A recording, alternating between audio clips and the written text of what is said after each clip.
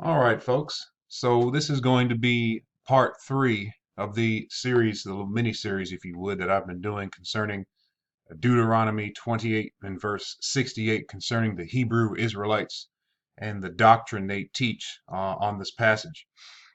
If you look at part one of this mini series, you'll see in the beginning of that video, I kind of give an explanation of how the Hebrew Israelites have taken this passage and twisted it to mean something that fits with the narrative of their story, of their doctrinal foundation, if you would, of who they are, who they say they are, their identity. And I pointed out in that video that this verse is indeed used as an identity passage, a DNA test, if you would, for them to try to establish who they are in our current day, and that being the actual physical descendants, the bloodline of Jacob, the grandson of Abraham. And they would say, and they have said many times, will say basically in building their doctrine and building the whole structure of who they are, they have to try to identify themselves in some form or fashion with the Israelites of the ancient Israelites in Scripture. And so they look at Deuteronomy 28:68 and try to say that that is a prophecy concerning the transatlantic slave trade, a prophecy 3,000 years away from the transatlantic slave trade. Since this was Deuteronomy we're dealing with here, which we're talking about one generation removed from those Israelites who exited out of the land of Egypt. This is their children, that generation that left the land of Egypt, died in the wilderness. And these are their children that Moses is writing to in Deuteronomy as they're in the land of Moab, about to enter in the promised land. And so this is roughly around 1450 or 1500 BC or so that this was written. And so it's roughly 3,000 years before the transatlantic slave trade occurred. And so the Hebrew Israelites have taken this passage and they have tried to adjust it and say that this is talking about the transatlantic slave trade. And since the transatlantic slave trade brought slaves over here from Africa, the west coast of Africa, and many of the so-called blacks, they would say black people in America today, are descendants of those folks who were brought over here. They must be the true Israelites because they are descendants of those slaves. Those slaves were the fulfillment of Deuteronomy 28:68, and Deuteronomy 28:68 was written to Israel. And so that's where they make the connection. Of course, the Sakari group and others that I've been watching and listening to and talked to would say that they would say the blacks, Hispanics, and Native Americans are the descendants of Israel today, the children of Israel. There are some of the Hebrew Israelites who think that they are just, I believe, the black community only. And they can dispute that amongst themselves because either way, none of that is biblical as far as saying that's who the Israelites are. So, but in the last video, I'm probably going to make this the last one concerning Deuteronomy 28:68. We're going to look at one final point, and that is here at the end of the passage, excuse me, where the text says, you know, they will go to Egypt, they would be taken back to Egypt in ships, and there, that is Egypt, there, an interesting point, by the way, to add to the point in the first video about Egypt being the land of Egypt. You know, the word there has a reference to space, a time or a location in space. You know, there. If Egypt was merely an abstract concept of bondage, and it could be wherever, you could be in bondage in any place, but just the idea of bondage, well, there doesn't really fit the description of a concept of bondage, whereas there is much more in the historical narrative of that. This is talking about what's actually prophetic, but in the text here, you using the term there more points to the idea of a location in space and time, not necessarily some concept, which is what the Hebrew Israelites would have us to understand Egypt to mean, a concept of bondage. But that being the case, either way, it says in the text, "There you shall be offered for sale to your enemies as male and female slaves, but no one will buy you. No one will buy you."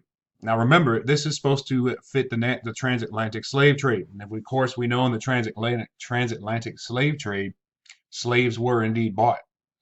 And so this passage here, though, says no one will buy you.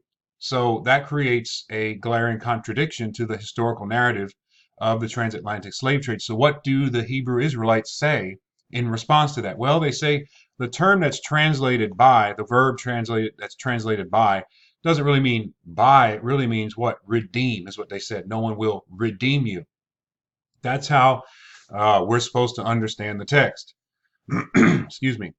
And so, that being the case, they say the narrative goes that they would be sold into slavery, or as we saw in the last video, they would actually offer themselves for sale to their enemies. But let's give them the argument here for the sake of the argument. We'll just say that what they're saying is right. They would be offered as slaves, and no one would redeem them. They say that that means that they would be sold into slavery. They would be sold into a status of being a slave, but nobody would redeem them out of that slave status, that condition of being a slave. In other words, they would just be left there in that condition as a slave to, live out the rest of their lives in punishment and harsh treatment and, death and things of that nature.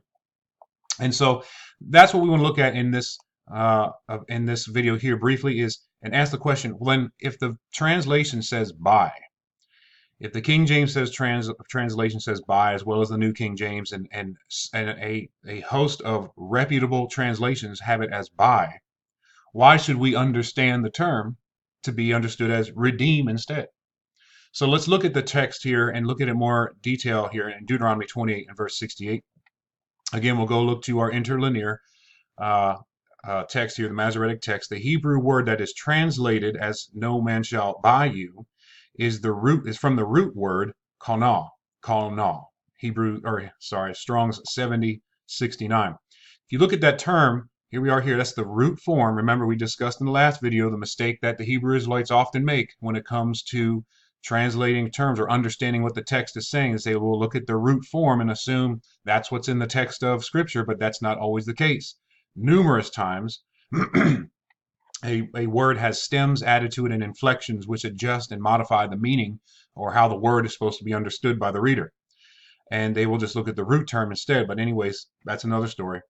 The word that's translated "no one will buy you" is from the Hebrew term qanah. That's the root form of the word qanah, which means, if we see the usages according to this on the Blue Letter Bible, the word is used in different ways: to get, to acquire, to create, to buy, to possess.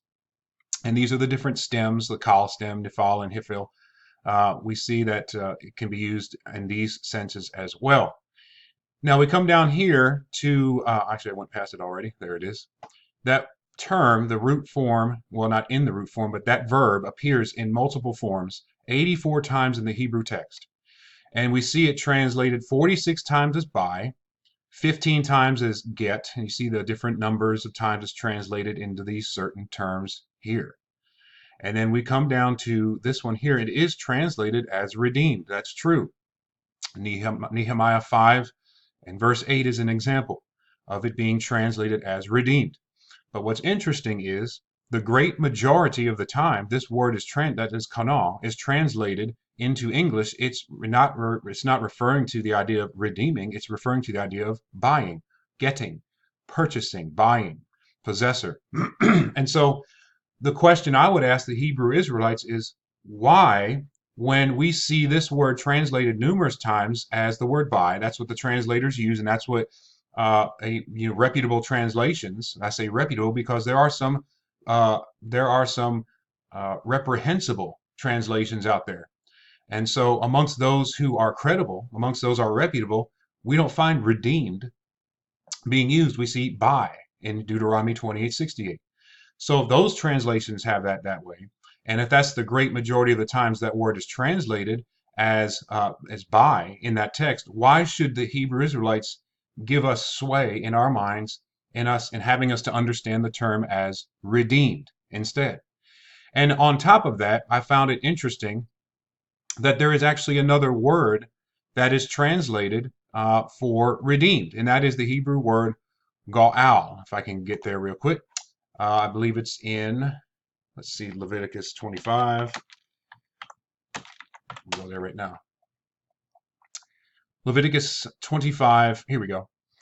Now notice this, folks, and one of the objections is that I've heard is that, well, in Nehemiah 5 and verse 8, the word qanah is used there in reference to a slave or buying someone out of being in bondage. So in those cases, that's where we would understand it to be redeemed, because it's talking about a person who is in bondage. But what I find interesting is you go to Leviticus 25 and verses 47, 48, 49. This is a very interesting text because notice what it says here. Now, if a sojourner or stranger close to you becomes rich, and one of your brethren who dwells by him becomes poor, and sells himself to the stranger or sojourner close to you, or to a member of the stranger's family, after he is sold, he may be what? Redeemed again. Now, I believe that's ge'ulah, or ge'ulah. It's rather the right stress on the right syllable there. Ge'ulah, which is not either one of the words I just mentioned. It's not qanah or ga'al. It's a different term, but this is actually a participle of ga'al. But I'm not going to address that this time because that's really irrelevant to this discussion here. But here's the point. One of his brothers may what? Redeem him. Now, what word is that? Is that qanah, as in Deuteronomy 28:68? No. It's the Hebrew term ga'al. Ga'al. Also, ga'al, not only does it appear right here, but it's down here as well in Leviticus 25:49. Or his uncle or his uncle's son may redeem him, or anyone who is near of kin to him in his family may what? Redeem him. Or if he is able, he may what? Redeem himself. So this is somebody being sold after he is sold. And by the way, that word, when he sells himself, that's our same word in Deuteronomy 28:68. Makar, which we saw in the last video. Makar. Well, actually, it's makar, but it says to sells himself. That's the same term, the same verb that's used in Deuteronomy 28:68. After he's sold, now he's a slave. He's sold as a servant. He may be what? Redeemed again. This is, or rather here, redeem him. Excuse me. Redeem him here. Redeem here. Redeem here. Redeem. These instances I will go to here, and I will just use Leviticus 25:49. I'll encourage you to check these terms out in these passages as well, but for the sake of time, we'll just keep it to this one. We come down here to he may redeem. There it is. That's not qanah or qanah. Excuse me. It's not qanah. It's what? Ga'al, which is a different term and is commonly used and most commonly used to refer to what? To redeem. We see it occurring 104 times in Scripture, the root form, and its variable stems and inflections added to it. But 104 times we find this word. And what is the dominant translation of this term? 50 times, almost half the time, is translated what? Redeem. That's what the Hebrew Israelites say qanah should be understood as in Deuteronomy 28:68, even though that is the extreme minority that we see of the word translated in that way. But in this case, with this term, we see it as the great number of times it's translated redeem, redeemer. So we look at 68 times it carries the idea of redeem with it. Kinsman, revenger, avenger, ransom at all. And then we come all the way down the list here, purchase one time. We see that used here. So we see these different ways. And here, let me go to one more passage as well. Exodus 21 verse 2.